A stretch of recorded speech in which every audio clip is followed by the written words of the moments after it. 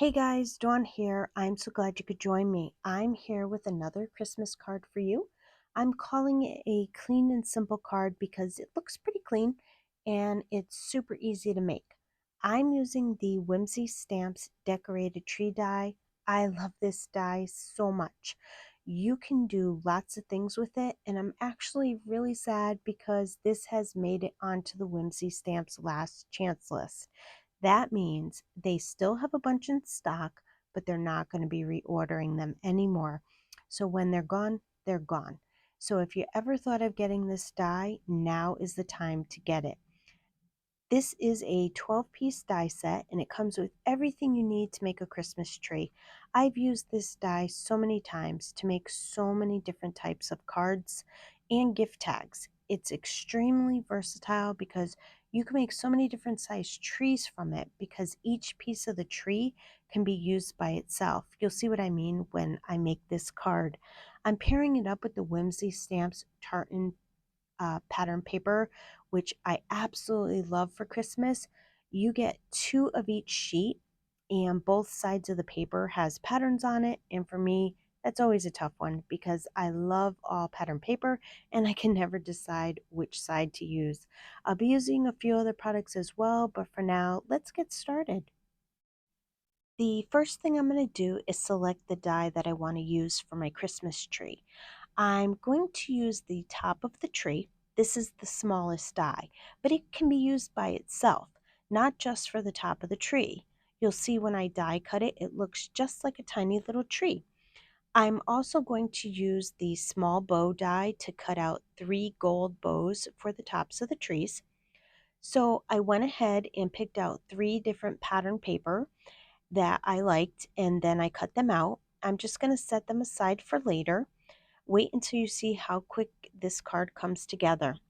Next, I'm going to use the Wonky Stitch rectangle die. I'm going to use the 2 largest rectangles and I'm going to emboss them onto the paper rather than die cut them.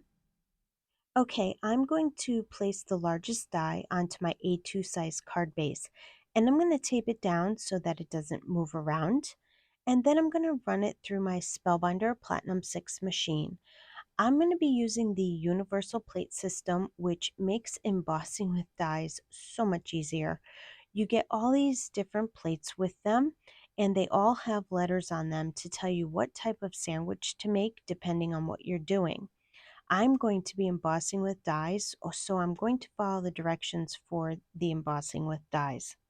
So the sandwich that we will need is the base plate first, and you can see the directions are right here on the plate.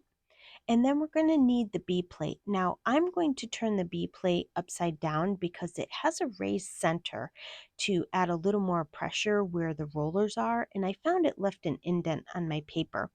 You can also put the embossing mat down next if you want to instead of turning the B plate over.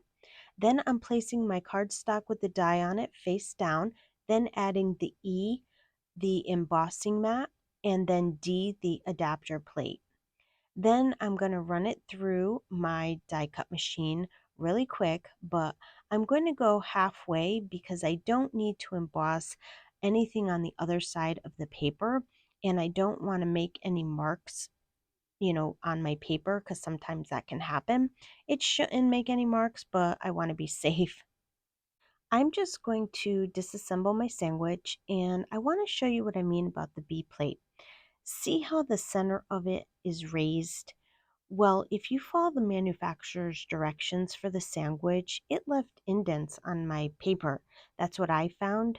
So that's why I turned it upside down. Anyone else find it leaves indents on their paper? I've seen other people switch up the sandwich, and that's what I'm going to try next time. I went ahead and embossed the smaller die in the middle of a piece of white cardstock. Then I'm going to trim it down. I'm cutting off any excess right up to the embossed edge. I didn't want to die cut it because I wanted the smaller paper to match the embossed edge of the base card that I did. So now this way both of the edges will match. I adhere a piece of white craft foam to the back of the smaller rectangle, And then I'm going to adhere it onto the card base so it has a raised center. I'm going to adhere the gold bows onto the tops of the trees. I found for me, if I just put a little small dot of liquid glue and then pick the bow up with my jewel picker, it made it go much quicker. And it was easier to put the bows in place. I really like this jewel picker. I have different ones, but I keep coming back to this one for some reason. When it doesn't stick that well anymore, I just wet the top a little to clean it and then it works perfectly again. I went ahead and put foam tape on the back of the trees, and I'm not going to press them down in place just yet. I want to wait until I have them in the right spot. I normally add liquid glue to the back of my foam tape so I can move the images around, but this time I thought it would be easy to line these up, so I didn't do it. I probably should have though, because I did move them around a little bit. And then once I have them in place where I want them to go, I just press them down. I'm using the Merry Christmas sentiment from the vintage Poinsettia.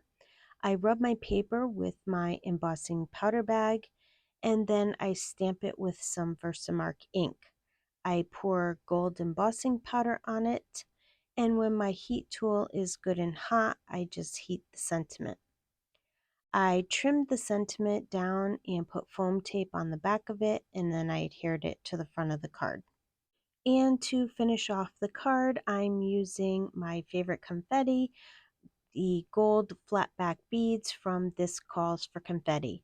I put a few of them on the trees for accent, and then I adhere them in place with my jewel picker and glue. I love how this card came out. I think this card is kind of primitive looking, which I love that. It's so quick and easy to make. You can make them in bulk to send out for Christmas if you wanted to. I will definitely be making more of them to send out for my cards this year. Remember, this die is on the last chance list, so if you want to get it, make sure you order it before it sells out. They will not be ordering more of them. I would love for you to leave a comment below and let me know what you think of the card. And if you liked the video, please give it a thumbs up and subscribe to my channel so you don't miss out on any new content coming out. As always, thank you for stopping by and spending your time with me.